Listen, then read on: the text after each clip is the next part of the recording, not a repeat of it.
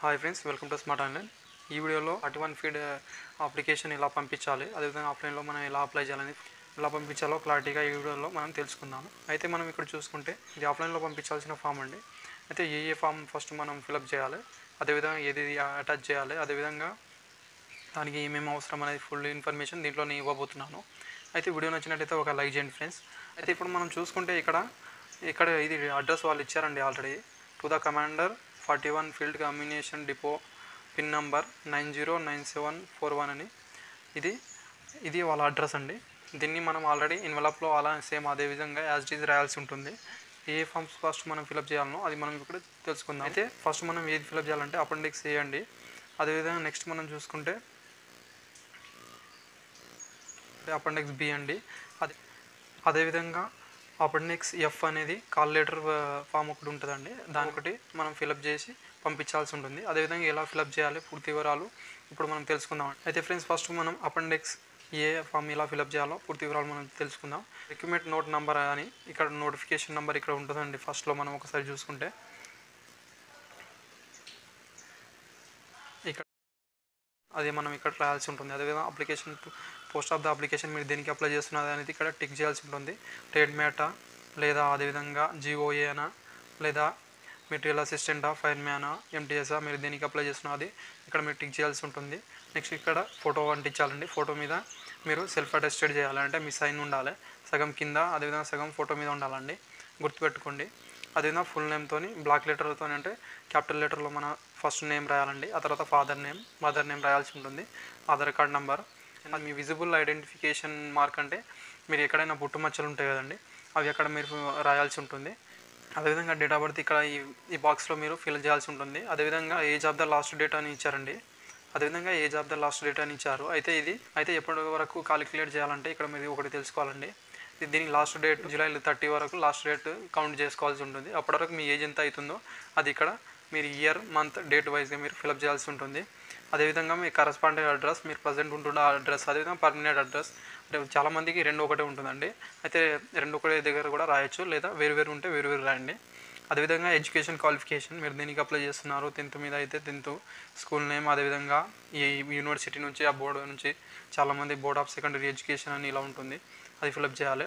ఆ తర్వాత మీకు వచ్చిన మార్క్స్, టోటల్ ఆప్టిమమ్ మార్క్స్ మీకు ఎంత వచ్చిందో, అదేవిధంగా పర్సంటేజ్ ఎంత వచ్చిందో అది ఎక్కడ ఫిలప్ చేయాల్సి ఉంటుంది. అదేవిధంగా ఇంటర్ మీద చేస్తే సెకండ్ కాలంలో, అదేవిధంగా డిగ్రీ మీద చేస్తే థర్డ్ కాలంలో, ఇలా 10th, ఇంటర్, అదేవిధంగా డిగ్రీ, ఇలా 3 కాలంలో మీరు ఇక్కడ ఫిల్ చేయాల్సి ఉంటుంది. నెక్స్ట్ ఇక్కడ మీరు కేటగిరీ ఒకటి చూస్ చేసుకొని కింద మీరు ఫిల్ చేయాల్సి ఉంటుంది. ఎస్సీ, ఎస్టీ, ఓబీసీ, ఈడబ్ల్యూఎస్, అదేవిధంగా జనరల్, అదేవిధంగా ఏదైతే అది కాలంలో మీరు ఫిల్ చేయాల్సి ఉంటుంది. ఇక్కడ స్పోర్ట్స్ పర్సన్ అయితే కూడా స్పోర్ట్స్ పర్సన్ దగ్గర టిక్ చేయండి. అదేవిధంగా ఇక్కడ ఎక్స్ సర్వీస్ మ్యాన్ ఉంటే ఇక్కడ మీరు దేంట్లో పనిచేస్తున్నారు, అదేవిధంగా మీ రిక్రూట్మెంట్ డేటు ఎప్పటి నుంచి, అదేవిధంగా టోటల్ మీ సర్వీస్ ఎంత అనేది ఇక్కడ ఫిలప్ చేయాల్సి ఉంటుంది. అదేవిధంగా ఫిజికల్ హ్యాండిక్యాప్ అయితే వాళ్ళ డీటెయిల్స్ ఇక్కడ ఫిల్ చేయాల్సి ఉంటుంది. అదేవిధంగా ఎంప్లాయ్మెంట్ ఎక్స్చేంజ్ ఆఫీస్లో మీరు రిజిస్టర్ అయి ఉంటే ఎస్ అని ఎంప్లాయ్మెంట్ ఎక్స్చేంజ్ నెంబర్ ఒకటి ఇక్కడ ఫిల్ చేయాల్సి ఉంటుంది. నెక్స్ట్ మనం చూసుకుంటే ఏదైనా సెంట్రల్ గవర్నమెంట్ సర్వీస్లో పనిచేస్తున్నారంటే ఎస్ అని ఫిలప్ చేసి మీరు దేంట్లో పనిచేస్తున్నారు అనేది ఫిలప్ చేయాల్సి ఉంటుంది. అదేవిధంగా డిక్లరేషన్ ఇక్కడ చూసుకుంటే డేట్, అదేవిధంగా ప్లేసు, ఆ తర్వాత సైన్ ఇక్కడ చేయాల్సి ఉంటుంది.